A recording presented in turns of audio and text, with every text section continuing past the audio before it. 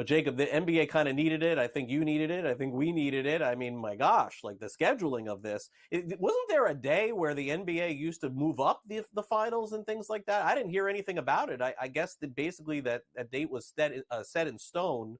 But good job. I was kind of rooting for Minnesota last night, to be honest. I think we all were a little bit. It's never fun when when there's only two series left, if they end in a sweep. We kind of expect some sweeps in the early rounds, but the conference finals are supposed to be competitive.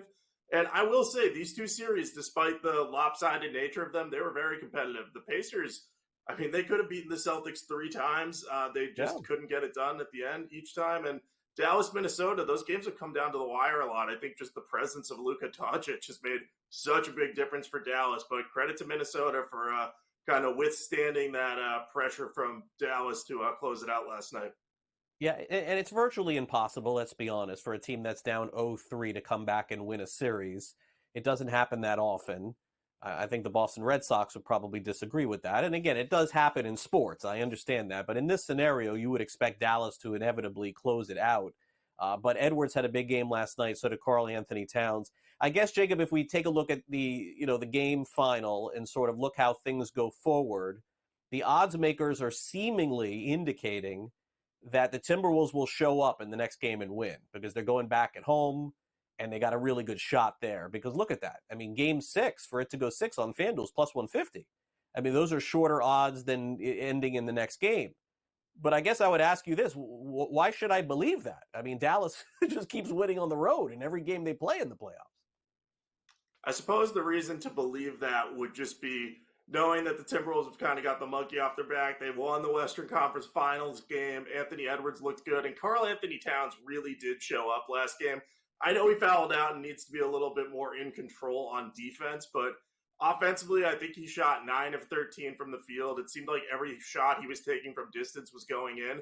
And just having that secondary scorer alongside Anthony Edwards takes a lot of pressure off of Edwards, who's on the younger side. So I think that gives them a better chance to go kind of head-to-head with Luka Doncic and Kyrie Irving. So I think if they're amped up for this game at home, I think the Timberwolves can squeak out another win. Now, I don't want to doubt Luka Doncic and the Mavericks because if you get into a late game clutch scenario, as we saw in game 4, Doncic just makes plays that other guys can't. He'll make some ridiculous 3-point shot that you think has no shot going in. He's just a big-time playmaker with clutch abilities. So I could see Dallas winning on the road in Minnesota again. But I'm kind of willing to say that the Timberwolves eke out one more and then Dallas dominates in game 6 at home, just says we got to kind of take care of this before it gets out of control. So that's how I see it playing out now. Yeah, it could very well happen. Now, what's interesting is the NBA Finals MVP market also moved in the last 24 hours, Jacob. I'm curious as to why Jayson Tatum all of a sudden went from minus 110 as the favorite to win the MVP of the Finals to 135. I'm not really understanding that. Maybe I guess people are betting it. It's the only thing that I can gather. Luka is plus 270, Jaylen Brown 6-1, Anthony Edwards 16-1, and then you're really taking a dart throw with anybody else. Kyrie Irving 28-1 and Porzingis 50-1. So do you have a lean on this at all? I mean, Jaylen Brown, I mean, look, he just came off winning the MVP of the East Finals. Maybe he captures another here? Yeah, I would have no qualms about betting Jaylen Brown at 6-1 odds. I think what I see when Jaylen Brown plays is his clutch ability is kind of getting better. He's been better under pressure. His dribbling, which was a massive problem in the finals against the Warriors a couple of years ago, that's gotten better. He's not turning the ball over as much. And his defense is really what separates him from the pack. He can make big-time defensive plays. He guards the opposing team's best player often. So if we get a Mavericks versus Cavs final and Jaylen Brown's on Luka Doncic and is able to slow him down or make some big plays against him while pouring in a lot of points like he did with this 40-point game against the Pacers, I could see him winning. I don't have an interest in betting Jayson Tatum at odds below even. I think, yeah, is he likely to get it if the Celtics win? Yes, but I think Jaylen Brown's a lot closer to him than the odds would indicate. So if you think the Celtics are going to win the finals, I would bet Jaylen Brown to win MVP.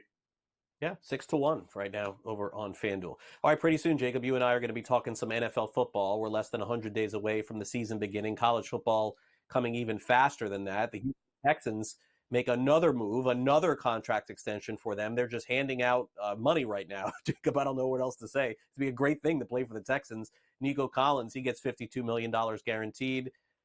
To be honest with you, I mean, this is just a huge surprise player, Jacob. 2 years ago, a player that you wouldn't have even considered being an elite wide receiver in the National Football League. But man, did he earn it. It didn't matter, by the way, which quarterback he played with, whether it was Stroud or Davis, the other quarterback that they had, Davis Mills. He's been great. Collins deserves the cash. Yeah, I think this is a great deal too, because if you look at the length, it lines up exactly with Stroud's rookie contract. So the Texans are taking a chance saying, hey, we know you've only had one like breakout season, but we think that you can continue to play at this level. We like the idea of having him, Stephon Diggs, and Tank Dell together for CJ Stroud. And if things don't quite work out with Collins, or this ends up being a little bit of an overpay, by the time they have to pay Stroud, they're going to have the cap space needed to do so, and they'll be able to let Collins go or get him at a cheaper price. So I think this was just a very smart deal overall, the structure of it, and just lining it up with Stroud. Now you have his receivers in locked in there, and I just think that's great for a young quarterback to have. Yeah, it will be. Jacob, hey, great rest of your week. Thanks again for coming on Newswire. Really appreciate it. And we'll check you out next week. We'll dive into the NBA Finals, I'm sure. Thanks for coming on. Yep, thanks, Craig. Take care.